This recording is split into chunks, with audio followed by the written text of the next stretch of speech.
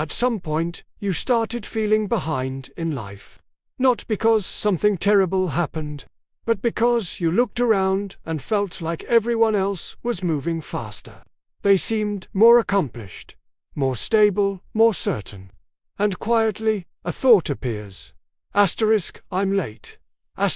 You don't say it out loud, but it follows you. Think about a normal moment. You open social media for a few seconds, you see milestones, achievements, life updates. Even if you were fine minutes ago, something shifts. Your life suddenly feels slower, smaller, delayed. This feeling is not just social, it's deeply psychological. More than 180 years ago, a Danish philosopher described this exact experience. His name was Søren Kierkegaard. Kierkegaard lived a life that didn't fit social expectations. He never married, he stepped away from public success, and he was often misunderstood during his lifetime. But he focused intensely on one question, what does it mean to live as oneself? Kierkegaard believed that one of the deepest forms of suffering comes from living according to standards that don't belong to you. He called this suffering a form of despair. Not loud despair, silent despair. The despair of trying to become someone else just to feel on time in life.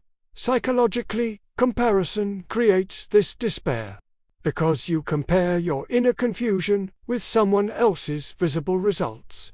You compare your process with their outcome, and that comparison always makes you feel behind. Modern life amplifies this pressure. You are constantly exposed to other people's highlights, but never to their doubts, never to their uncertainty, never to their fear.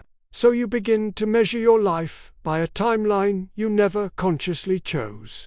And when your inner rhythm doesn't match that timeline, anxiety appears. Kierkegaard believed anxiety was not a flaw. He believed it was a signal that you are standing between who you truly are and who the world expects you to be. That tension feels uncomfortable, but it's also meaningful, because a life lived only to keep up is not a meaningful life. It's a borrowed one. There is a difference between being late and being authentic. One implies failure, the other implies courage. Some lives unfold quickly and visibly, others slowly and inwardly. Depth often comes before direction.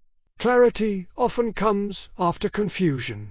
But society rewards speed, not depth. Certainty, not reflection. So if your life feels slower, more uncertain, more inward, it doesn't mean something is wrong with you. According to Kierkegaard, it may mean you are closer to yourself than you realize. So ask yourself this honestly.